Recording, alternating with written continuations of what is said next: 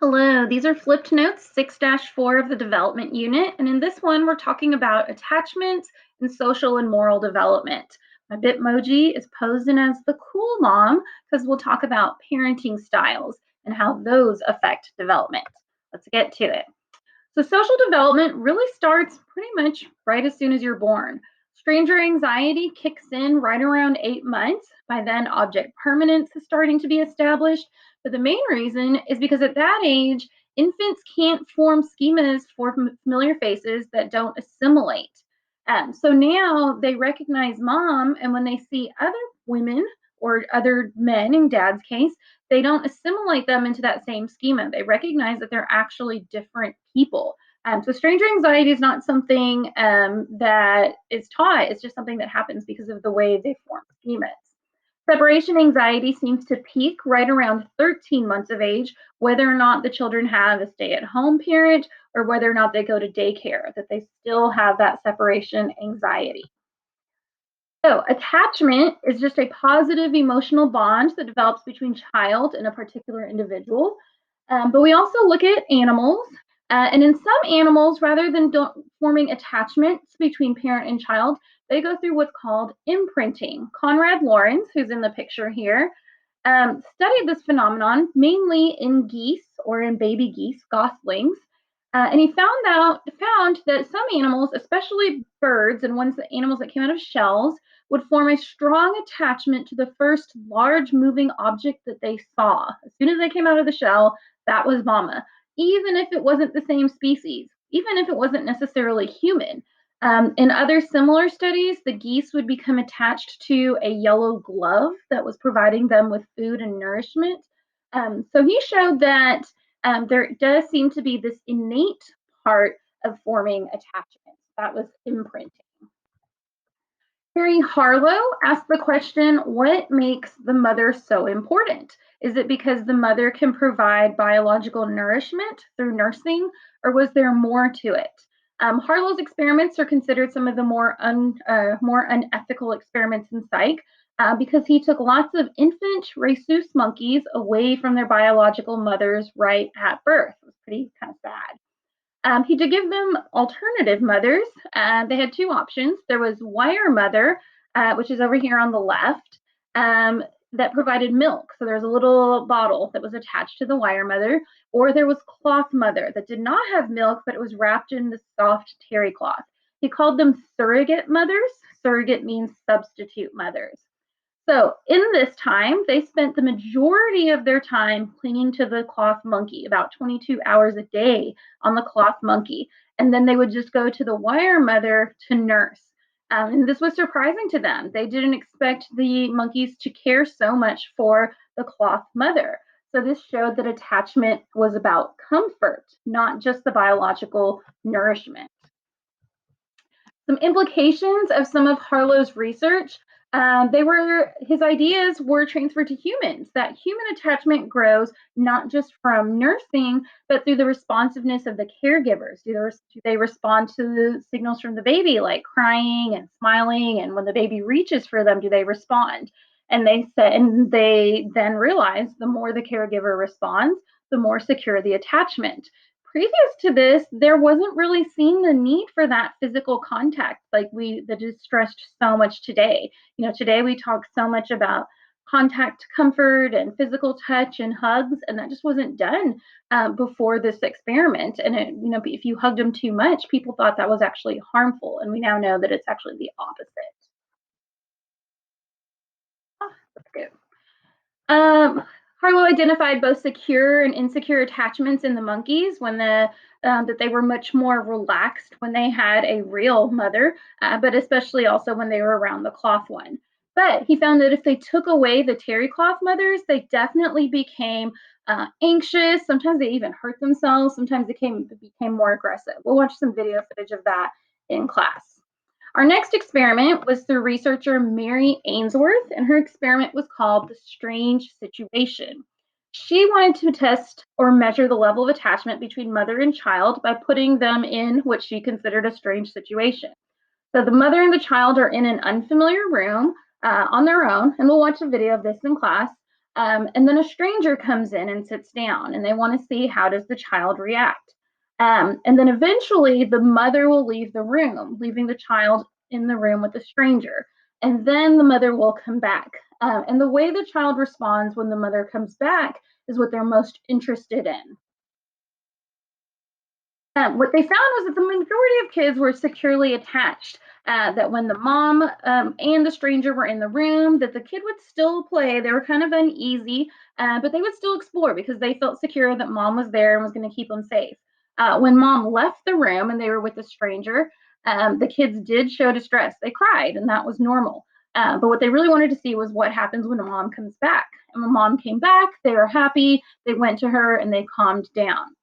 Ainsworth found that in about 30% of the cases, there were insecure attachments, and they acted in a variety of ways. With avoidant, the kids really didn't care when mom left. They didn't really care when mom came back. They just didn't really seem to have any kind of clear attachment. Ambivalent means it kind of went a few different ways. Some of them would show anxiety that the stranger was there even when mom left and when she was there. They were real upset when she left, but then they were also still really mad at the mom when she came back. Sometimes they'd hit her, kick her, or sometimes they'd ignore her and keep on crying. But they just clearly displayed some type of insecure attachment. So the long range implications of this, they did follow these kids from the experiment all the way into adulthood, and they found that securely attached children tended to become more, or babies, because these were really young kids, become more resilient, competent toddlers, and they had more self-esteem. In preschool, they were better off. By middle school, they had better social skills. And then some of the research even indicated that all the way into adulthood, that their behavior early on with their secure attachments with their mother indicated a set the tone for adult romantic relationships later, that they were more securely attached with their partners. Now, the research also showed that just because the kid was not securely attached did not mean they were doomed for the rest of their life, that other kids did still turn out okay, even if they had the secure, if they had the insecure attachment. Our next indicator of development was studied by Diana Baumrind through the effect of parenting styles. She said there was definitely a close relationship between the type of parenting style and the child's behavior, and different parenting styles lead to different child outcomes. The first is the authoritarian style, and I always say think totalitarian, like a dictator. In this one, the parent is the boss. They're rigid, they're punitive, meaning they'll punish everything. They demand unquestioning obedience from their children. If the children ask why, it's because they said so. So they have very strict standards, and they tend to discourage expressions of disagreement. Don't question authority. The result is that children tend to be unsociable, unfriendly, and withdrawn. Later on, into leading into like college and adulthood, sometimes they don't know how to handle responsibility right away because they were never given responsibility to begin with. So sometimes they go wild, like when they become out on their own for the first time. Our next type is kind of the opposite of that. In this case, the parents give their child too much freedom. With permissive, the parents are very relaxed and sometimes inconsistent. They can be really nice, but they're too indulgent. They require too little of their children. Sometimes the parents are submitting to their children's demands. The children in this case tend to be immature, sometimes more moody. They can tend to be needy, independent, and then they have low self control. Just like Goldilocks, the third one was just right, uh, if you want to say that, which is authoritative. And you can think cooperative. Sometimes this style is also referred to as democratic. In this one, the parents are firm and they set limits, but they set goals for their children, but they explain why. They use reasoning to set those limits. They often let the children be involved in making decisions, but ultimately the parents still have the final say. They encourage their children's independence. Children tend to be likable, self reliant, independent, and cooperative. And generally, they just do well because they assumed responsibility gradually and they know that they have structure and somebody else there to support them. Later, a fourth style was added by some other researchers, and this one is known as the uninvolved or neglectful parenting style.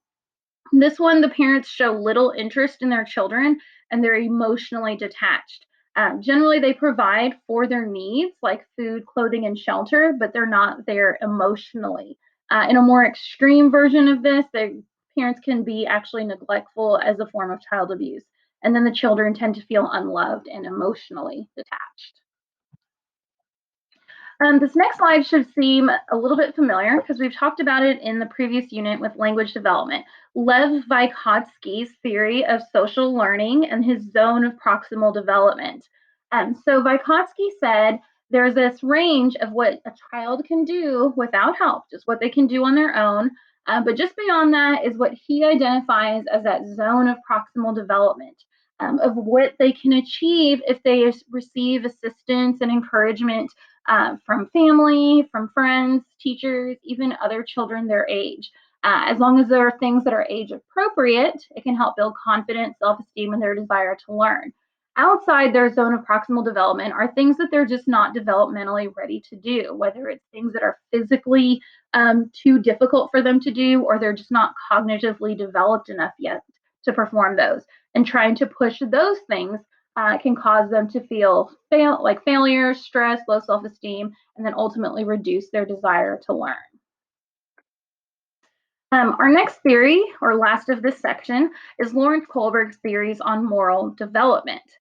He said that moral reasoning helps guide our judgment and behavior, and he used moral dilemmas that he asked children, adults as well, to see how they would respond and to measure their level of moral development. He said there's no real ages that match up with the levels that he identifies.